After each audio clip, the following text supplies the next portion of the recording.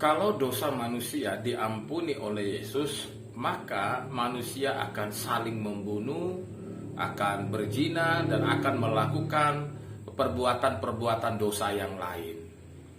Benarkah demikian?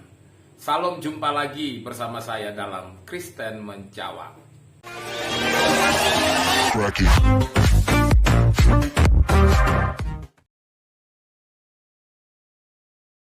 Pak Dance Mumek ini mengatakan bahwa penghapusan dosa itu jangan dipusatkan semuanya kepada Yesus. Karena kalau Yesus katanya menghapus dosa, manusia akan saling membunuh dan saling berzina. Mari kita saksikan dulu tayangan video berikut ini. Jadi kalau manusia disalib, kalau manusia menderita, maka dia mengampuni dosanya sendiri. Jadi tidak difokuskan pengampunan dosa itu kepada Yesus Kristus. Kalau semua dosa umat Kristen itu difokuskan, semua telah ditanggung oleh Yesus, maka dunia akan kacau. Saling membunuh, saling berzina, karena telah diampuni. Masuk surga semua. Kita wahyu. Dan dalam perjanjian lama, dosa ditanggung masing-masing. Ya. Ada-ada saja Pak Dance ini. Baik, kita akan bahas satu persatu. Pertama-tama, apa yang dimaksud dengan dosa? Jadi dalam bahasa yang sederhana, dosa itu adalah perbuatan yang melawan kepada Allah atau pemberontakan kepada Allah. Itulah yang disebut dengan dosa. Dosa itu standarnya apa sih? Dosa itu standarnya adalah dari Allah. Karena yang menentukan standar dosa itu adalah Allah. Itulah sebabnya dosa itu adalah perbuatan yang melawan atau memberontak kepada Allah. Kalau di dalam Roma 6 ayat 23 dikatakan bahwa sebab upah dosa ialah maut. Jadi dosa itu upahnya maut. Maut itu apa? Kematian yang kekal. Lalu kemudian pada saat Yesus mati di kayu salib, dia menebus dosa manusia. Apa sebenarnya yang dibayar lunas atau ditebus oleh Yesus?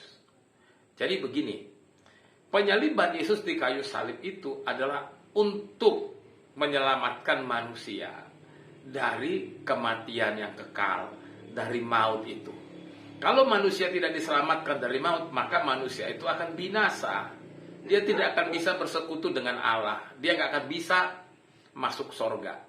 Itulah sebabnya usaha apapun yang dilakukan oleh manusia untuk membuat dirinya layak di hadapan Tuhan, untuk menjadi sempurna, itu tidak ada.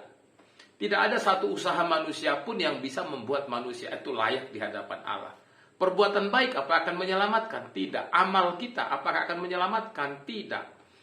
Ibadah kita apakah akan menyelamatkan? Tidak. Tetapi yang menyelamatkan itu adalah bagaimana kita menerima jalan pendamaian yang diberikan oleh Allah. Apa jalan pendamaian yang diberikan oleh Allah? Yaitu Allah sendiri yang mengambil rupa dalam diri manusia, lalu kemudian dia mati di kayu salib, lalu kemudian konsekuensinya adalah kita harus percaya bahwa Allah itu sudah mati dalam diri Yesus Kristus untuk menebus dosa kita.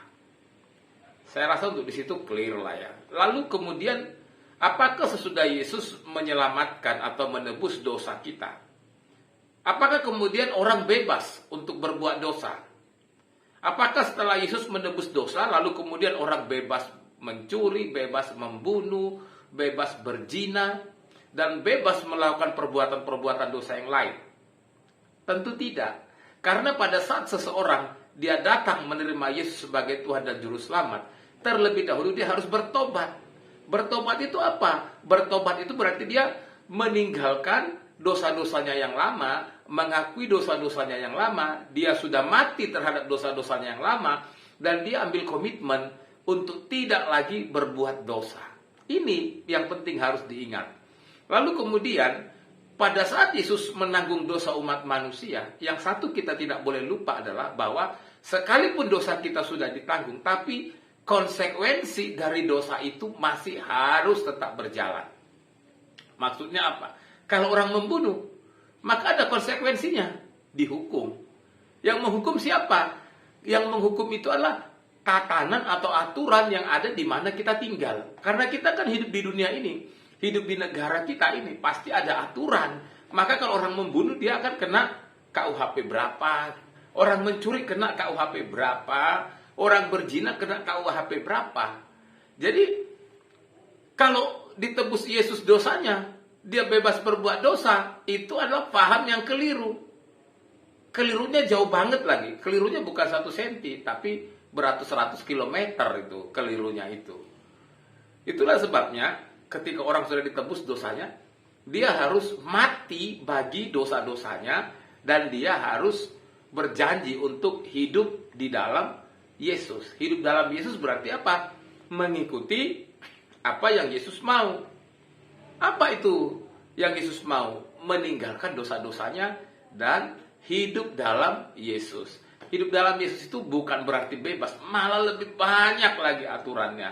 Lebih banyak yang harus kita ikutin. Tetapi kesetiaan kita di dalam hidup kita yang baru, di dalam kita sudah menerima Yesus sebagai Tuhan dan Juru Selamat, itulah kemudian yang akan membuat kita berhak masuk dalam kerajaan sorga.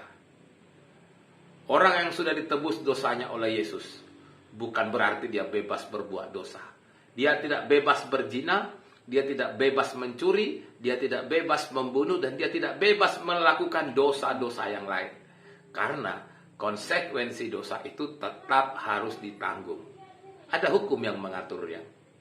Salam, Tuhan Yesus memberkati.